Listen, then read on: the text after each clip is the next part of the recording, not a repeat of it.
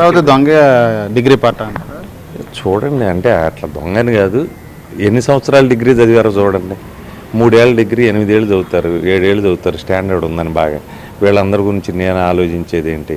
ఎందుకు వంశీకి ఒక్కసారిగా రాజకీయాల మీద విరక్తి వచ్చిందా? వచ్చే ఎన్నికలకి దూరంగా ఉంటానని చెప్పటం, ఏదైతే భరత్ రెడ్డి వాళ్ళ వైఫ్ ఎవరైతే దుట్ట రామచంద్ర వాళ్ళ అమ్మాయికి వచ్చేసారి సపోర్ట్ చేస్తానని చెప్పడం, అంటే రిటైర్మెంట్ ప్రకటించిన ఈ ఎన్నికల తర్వాత వంశీ విరక్తి ఏం లేదండి. నేను 2019లో తెలుగుదేశం పార్టీ తర్వాత గెలిచిన తర్వాతే ఒక 6 months లోపు అంటే రాజకీయాలు మానేద్దాం, ఇక అంటే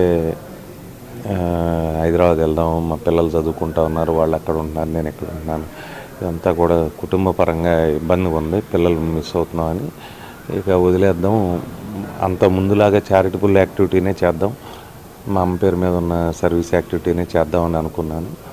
కొంతకాలం దూరంగా ఉన్నాను రాజకీయాలకు చూద్దామని, బట్ కుదరలేదు, మళ్ళీ పోటీ చేయాల్సి వచ్చింది, పోటీ చేస్తున్నాను. ఏదైతే వంశీకి నారా భువనేశ్వర్ మీద చేసిన వ్యాఖ్యలు చేసిన తర్వాత నుంచి కొంత రాజకీయంగా ఎక్కువ ఇబ్బందులు పడుతున్నాడు వంశీ. అందుకనే తన సహజ శైలికి దూరంగా మాట్లాడుతున్నాడు, ఆచితూచి అనేది కూడా పొలిటికల్ సర్కిల్స్లో చర్చ. ఏంటి అసలు ఆ వ్యాఖ్యలకు సంబంధించి మీరేం చెప్తారు? అసలు ఎన్నికల సమయం భువనేశ్వర్ గారిని నేను చాలా గౌరవించేవాడిని, ఆవిడని అక్క అని పిలిచేవాడిని. ఈరోజు రాష్ట్రంలో ఆమెకు చాలామంది తెలిసి ఉండొచ్చు, కానీ ఇదివరకు వీళ్ళు ఎవరు తెలియదు. నేనే మాట్లాడేవాడిని, బాగా మాట్లాడేది ఆవిడ, చాలా బాగుండేవాళ్ళు నాతో. ఆ సందర్భంలో నా మీద, నా కుటుంబ సభ్యుల మీద ఇవన్నీ కూడా చాలా రకాలుగా ట్రోల్ చేశాడు లోకేష్.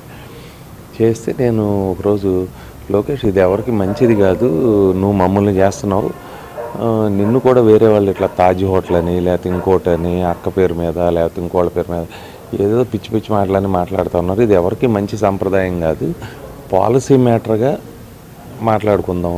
నేను తెలుగుదేశం పార్టీని వదిలేసి వైసీపీకి వచ్చాను, నేను ఏదన్నా ఉంటే వ్యక్తిగతంగా కాకుండా పాలసీ మ్యాటర్ మాట్లాడు, మీరు కూడా అట్లా ఉండండి అని చెప్పబోయే ప్రయత్నంలో నేను టంగ్ స్లిప్ అయిన మాట వాస్తవం. నేను టంగ్ స్లిప్ అయ్యా, అంటే ఆవేశంలో నేను కామా ఫుల్ స్టాప్ కానీ వెంటనే నేను గమనించాను. బట్ నేను తర్వాత అన్కండిషనల్గా అపాలజీ చెప్పాను, నేను తప్పు అనుకుని మాట్లాడింది కాదు, పొరపాటున దొర్లింది, నేను మంచి చెప్పబోయి తప్పు మాట్లాడాను, సారీ అని చెప్పాను అంతే. సార్ అట్లాగే ఈ 2024 ఎన్నికల్లో వంశీ హ్యాట్రిక్ కొట్టబోతున్నాడు. ఎందుకంటే ఈ ఎలక్షన్కి సంబంధించి మీరు అన్నట్టుగా వైసీపీ టీడీపీ వ్యవహారంలో ప్రజలకి మనం అభివృద్ధి పనులు చేసాం, మంచి చేసాము అనే అంశం మీద ఎన్నికల్లోకి వెళ్తున్న నేపథ్యంలో మీరు కొత్తగా పార్టీలోకి చేరిన తర్వాత ఫస్ట్ టైం జరుగుతున్న ఎన్నిక, అట్లాగే ఆ పార్టీ ఇప్పటి వరకు గన్నవరంలో గెలవని పరిస్థితి. అంటే చెప్పాను కదా, నాకైతే ప్రజల మీద విశ్వాసం ఉంది. పోయిన ఎన్నికల్లో కూడా చూసాం, నేను పోయిన ఎన్నికలకు ముందు నేను ఒక శాసనసభ్యుడు, ఈ జిల్లాకు చెందిన శాసనసభ్యుడు, ఒక పార్లమెంట్ సభ్యుడు చంద్రబాబు గారి దగ్గర ఉండగా, ఆ శాసనసభ్యుడు తనకి 50-60 వేల మెజార్టీ వస్తుందని చెప్పాడు. చంద్రబాబు గారు అంత రాదులే, బాగానే ఉంది, పని చేసుకో అన్నారు. నేను 50,000 తక్కువ వస్తే, ఒక్క ఓటు తక్కువ వచ్చినా రాజకీయాల్లో ఉండని చంద్రబాబు గారితో అతను సవాల్ చేశాడు. తర్వాత నన్ను అడిగారు, సార్ పొజిషన్ కొద్దిగా టైట్గా ఉంది, ఏదో రకంగా గెలుస్తానన్నాను. నేను ఏదో రకంగా గెలుస్తానన్నదానికి చంద్రబాబు గారికి కోపం వచ్చి, నువ్వు ఇంకా సిల్లీగా మాట్లాడుతున్నావు, రాజకీయాలను సీరియస్గా తీసుకోవట్లేదు, నువ్వు అంతా చైల్డిష్ మెంటాలిటీ, పిల్లతనం అని ఆయన చాలా గట్టిగా క్లాస్ స్పీకర్. నాకు నీకు ఒక 50-60 వేలు మెజార్టీ వస్తుందంటే నేను రాజు సార్, నేను ఏదో రకంగా గెలుస్తానని ఎందుకన్నానో యథాలాపంగా నేను ఏదో రకంగా అనేది 3-4 సార్లు అన్నాను అని ఆయనతో తిట్లు తిన్నా. చివరికి చూస్తే కౌంటింగ్ రోజు ఏదో రకంగానే గెలిచాం కదా, ఆల్మోస్ట్ నెక్ అండ్ నెక్లో గెలిచాం. నేను అనేది ఏంటంటే, ఆ గెలిచిన దాంట్లో నాకు 13,000 ఓట్లు, 15,000 ఓట్లు క్రాస్ ఓటింగ్ పడ్డాయి. అంటే వైఎస్ఆర్సీపీ పార్టీకి చెందిన వాళ్ళు నాకు ఓటు చేశారు, తెలుగుదేశం పార్టీకి ఒక ఓటు వేశారు నాకు శాసనసభ్యుడికి.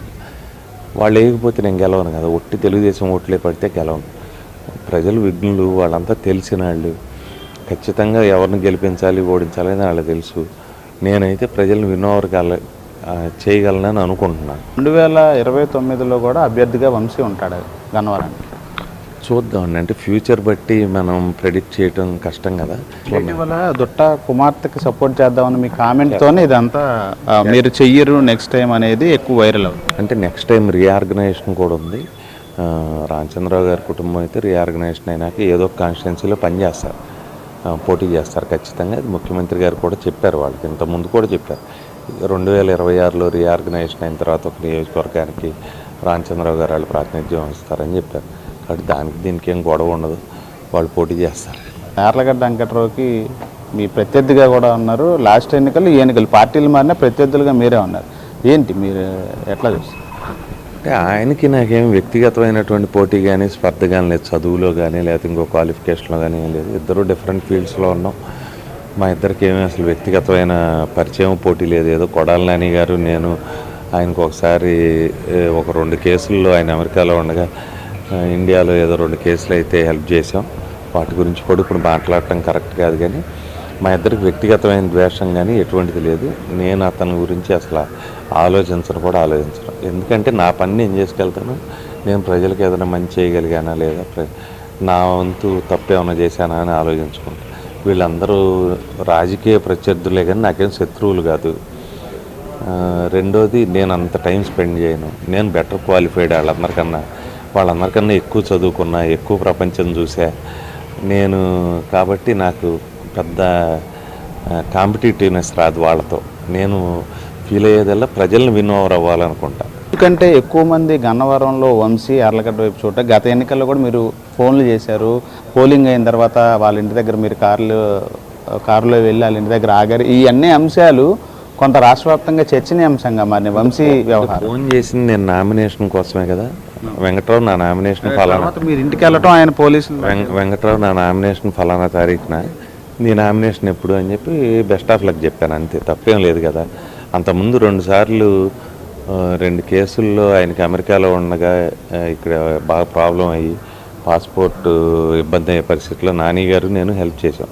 నాని గారికి ఆయన బాగా క్లోజ్ ఫ్రెండ్, నాకైతే ముఖపరిచయం, అంతే తప్పితే అందుకని దాంతో నేను విష్ చేశాను, అంతే. బెస్ట్ ఆఫ్ లక్ వెంకట్రావు అని. ఇంటి దగ్గరికి వెళ్ళటం కూడా కొంత వివాదాస్పదంగా, అంటే ఆయన కొంత లిమిట్స్ దాటి మాట్లాడినప్పుడు నిజంగానే సన్మానం చేద్దామని ఫీల్ అయ్యా.